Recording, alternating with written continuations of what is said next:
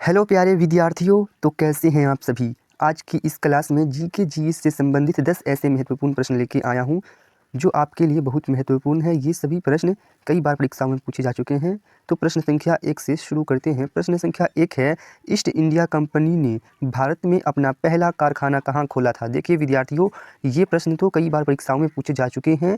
East India company ने भारत में अपना पहला कारखाना कहाँ खोला था। तो इस प्रश्न का सही उत्तर हो जाएगा सूरत।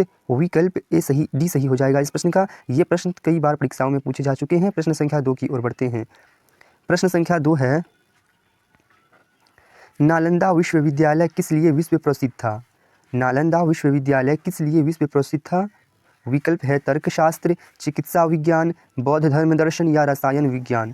तो प्यारे विद्यार्थियों, इस प्रश्न का सही उत्तर हो जाएगा विकल्प सी, बौद्ध धर्म दर्शन के लिए नालंदा विश्वविद्यालय विश्व प्रसिद्ध था। प्रश्न संख्या 3 की ओर बढ़ते हैं। प्रश्न संख्या 3 है, भारतीय संविधान में पहला संशोधन कब किया गया। ये प्रश्न भी बहुत बार परीक्षा में पूछे जा चुके हैं। भारतीय संविधान में पहला संशोधन कब किया गया। तो इस प्रश्न का सही उत्तर हो जाएगा विकल्प ए, 1951 ईस्वी में। प्रश्न संख्या 4 की ओर बढ़ते हैं। प्रश्न संख्या 4 है, विश्व व्यापार संगठन का मुख्यालय स्थित है। विश्व व्यापार संगठन का मुख्यालय स्थित है।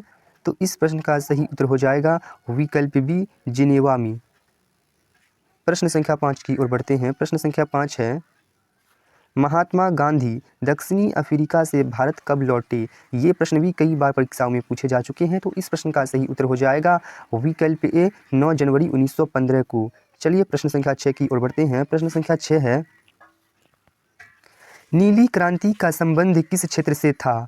मुर्गी पालन से, मत्स्य पालन से, बकरी पालन से या उपयुक्त सभी से। ये प्रश्न भी कई बार परीक्षाओं में पूछे जा चुके हैं। तो इस प्रश्न का सही उत्तर हो जाएगा मत्स्य पालन। विकल्प बी सही हो जाएगा इस प्रश्न का।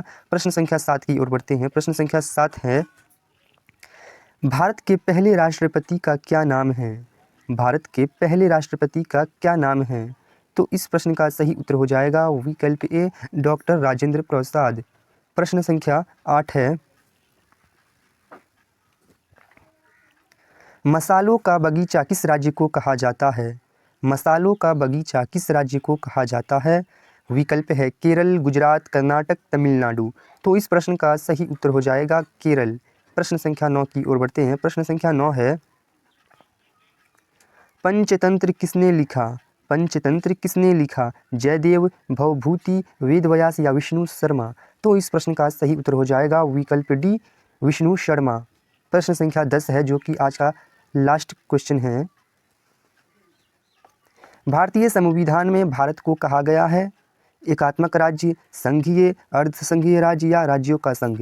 तो भारतीय संविधान में भारत को राज्यों का संघ कहा गया है। तो इस प्रश्न का सही उत्तर हो जाएगा विकल्प डी, राज्यों का संघ।